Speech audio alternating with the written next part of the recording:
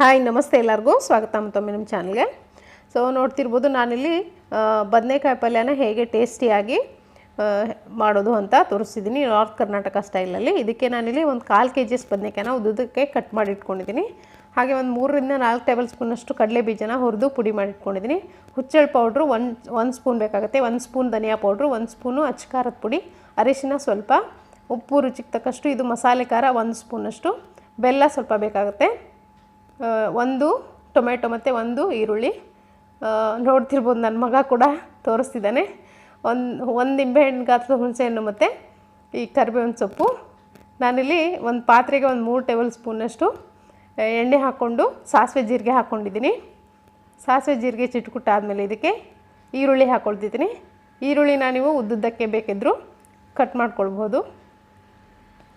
ಇದನ್ನು ಸ್ವಲ್ಪ ಚೆನ್ನಾಗಿ ಬಾಡಿಸ್ಕೊಳ್ಳಿ. ತುಂಬ ಟೇಸ್ಟಿಯಾಗಿ ಇರುತ್ತಿದ್ದು.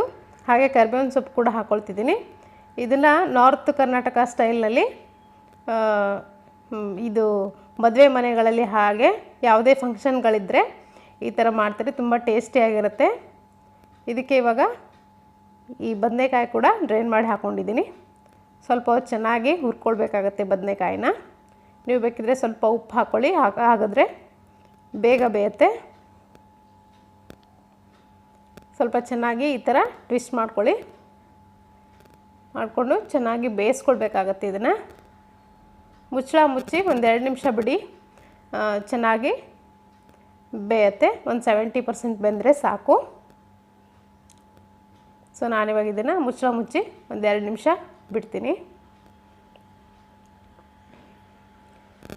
ನೋಡಿ ಇಲ್ಲಿ ಒಂದು 70%ನಷ್ಟು ಚೆನ್ನಾಗಿ ಬೆಂದಿದೆ. ಇಷ್ಟು ಬೆಂದರೂ ಸಾಕು. ಬದನೆಕಾಯಿ ಪೂರ್ತಿಯಾಗಿ ಬೇಯಿಸಿದರೆ ಟೇಸ್ಟಿಯಾಗಿರಲ್ಲ. ಇದಕ್ಕೆ ಇವಾಗ ಹುಣಸೆ ರಸ ಹಾಕ್ಕೊಳ್ತಿದ್ದೀನಿ. ಹಾಗೆ ಮಸಾಲೆ ಏನು ಇಟ್ಕೊಂಡಿದ್ದೀನಿ ಇದನ್ನೆಲ್ಲನೂ ಇವಾಗಲೇ ಸೇರಿಸ್ಕೊಳ್ತೀನಿ. ಇದೆಲ್ಲ ಹಾಕ್ಕೊಂಡು ಸರಿ ಚೆನ್ನಾಗಿ ಮಿಕ್ಸ್ ಮಾಡ್ಕೊಳ್ಳಿ. ಉಪ್ಪು ಖಾರ ನೋಡಿಕೊಂಡು ಮತ್ತೆ ಸೇರಿಸ್ಕೊಳ್ಳಿ. ಈ ಮಸಾಲೆ ಎಲ್ಲ ಇದಕ್ಕೆ ಚೆನ್ನಾಗಿ ಹೊಂದೋವರೆಗೂ 1 ಸ್ಪೂನಿಂದ ಚೆನ್ನಾಗಿ ಮಿಕ್ಸ್ ಮಾಡ್ಕೊಳ್ಳಿ. ಒಂದೇ ಒಂದು ಸರಿ ಈ ಥರ ನೀವು ಕೂಡ ನಿಮ್ಮ ಮನೆಯಲ್ಲಿ ಮಾಡ್ಕೊಂಡು ನೋಡಿ. ತುಂಬ ಟೇಸ್ಟಿಯಾಗಿ ತುಂಬ ರುಚಿಯಾಗಿರುತ್ತೆ. ಅಕ್ಕಿ ರೊಟ್ಟಿ ಜೊತೆ ಅಥವಾ ಜೋಳದ ರೊಟ್ಟಿ ಚಪಾತಿ ಜೊತೆ ಕೂಡ ತುಂಬ ಚೆನ್ನಾಗಿರುತ್ತೆ. ಇವಾಗ ಬೆಲ್ಲ ಹಾಕ್ಕೊಳ್ತಿದ್ದೀನಿ. ನಿಮಗೆ ಸ್ವೀಟ್ ಜಾಸ್ತಿ ಇಷ್ಟ ಇಲ್ಲ ಅನ್ನೋದಾದರೆ ಸ್ವಲ್ಪನೇ ಹಾಕ್ಕೊಳ್ಳಿ. ನಿಮಗೆ ತಿಕ್ ಈ ಥರ ಗ್ರೇವಿ ಬೇಕಂದರೆ ಸ್ವಲ್ಪನೇ ನೀರು ಹಾಕ್ಕೊಳ್ಳಿ. ನೀರು ಹಾಕ್ಕೊಂಡು ಇದನ್ನು ಮುಚ್ಚಳ ಮುಚ್ಚಿ ಒಂದು 2 ರಿಂದ 3 ನಿಮಿಷ ಚೆನ್ನಾಗಿ ಬೇಯಕ್ಕೆ ಬಿಡಿ.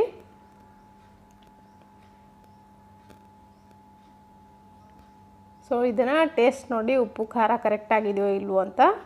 ಉಪ್ಪು ಕರೆಕ್ಟಾಗಿಲ್ಲ ಅಂದರೆ ಇನ್ನೊಂದು ಸ್ವಲ್ಪ ಹಾಕ್ಕೊಳ್ಳಿ. ನನಗೆ ಉಪ್ಪು ಕಡಿಮೆ ಅನ್ನಿಸ್ತು, ಸ್ವಲ್ಪ ಹಾಕ್ಕೊಳ್ತಿದ್ದೀನಿ.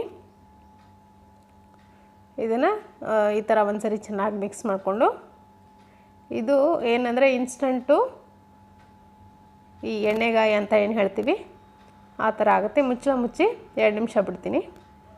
ಸೊ ನೋಡಿ ಇಲ್ಲಿ ಒಂದು 2 ನಿಮಿಷದಿಂದ ಚೆನ್ನಾಗಿ ಕುದೀತಾ ಇದೆ. ಇದಕ್ಕೆ ಈ ಟೈಮ್ನಲ್ಲಿ ನಾನು ಟೊಮೆಟೊ ಹಾಕ್ಕೊಳ್ತಿದ್ದೀನಿ. ಟೊಮೆಟೊನ ಏನಕ್ಕೆ ಈ ಟೈಮ್ನಲ್ಲಿ ಹಾಕ್ಕೊಳ್ತಿದ್ದೀನಿ ಅಂದರೆ, ಆವಾಗಲೇ ಹಾಕ್ಕೊಂಡ್ರೆ ಟೊಮೆಟೊ ಎಲ್ಲ ನೀರು ಬಿಟ್ಕೊಂಡ್ಬಿಡುತ್ತೆ. ಆವಾಗ ಚೆನ್ನಾಗಿ ಆಗಲ್ಲ, ಉಳಿದಿರೋ ಮಸಾಲೆ ಎಲ್ಲ ಚೆನ್ನಾಗಿ ಬೇಯ್ಕೊಳ್ಳಲ್ಲ. ಅದಕ್ಕೆ ಟೊಮೆಟೊ ಈ ಟೈಮ್ನಲ್ಲಿ ಹಾಕ್ಕೊಂಡು ಇನ್ನೊಂದು ಸ್ವಲ್ಪ ಮುಚ್ಚಳ ಮುಚ್ಚಿ 1 ನಿಮಿಷ ಬಿಡಿ. ಸೊ ನೋಡಿ ಇಲ್ಲಿ ಚೆನ್ನಾಗಿ ಎಣ್ಣೆ ಎಲ್ಲ ಬಿಟ್ಕೊಂಡು ಬದನೆಕಾಯಿ ಪಲ್ಯ ರೆಡಿಯಾಗಿದೆ. ನೀವು ಕೂಡ ಇದೇ ಸ್ಟೈಲ್ನಲ್ಲಿ ಮಾಡ್ಕೊಂಡು ನೋಡಿ, ತುಂಬ ಚೆನ್ನಾಗಿರುತ್ತೆ. ನಾನು ಹಾಕಿರುವಂಥ ಸಾಮಗ್ರಿಗಳನ್ನು ಹಾಕ್ಕೊಂಡು ಮಾಡ್ಕೊಂಡು ನೋಡಿ. ಸೊ ಇವಾಗ ಬದನೆಕಾಯಿ ಪಲ್ಯ ರೆಡಿಯಾಗಿದೆ. ಸೊ ಇವತ್ತಿನ ಈ ರೆಸಿಪಿ ನಿಮಗೆ ಇಷ್ಟ ಆಗಿದೆ ಅಂದ್ಕೊಳ್ತೀನಿ. ಇಷ್ಟ ಆಗಿದ್ರೆ ಖಂಡಿತ ಟ್ರೈ ಮಾಡಿ. ಹಾಗೆ ನನ್ನ ಚಾನಲ್ಗೆ ಇನ್ನೂ ಯಾರ್ಯಾರು ಸಬ್ಸ್ಕ್ರೈಬ್ ಆಗಿಲ್ವೋ ದಯವಿಟ್ಟು ಸಬ್ಸ್ಕ್ರೈಬ್ ಆಗೋದನ್ನು ಮರಿಬೇಡಿ. Thank you.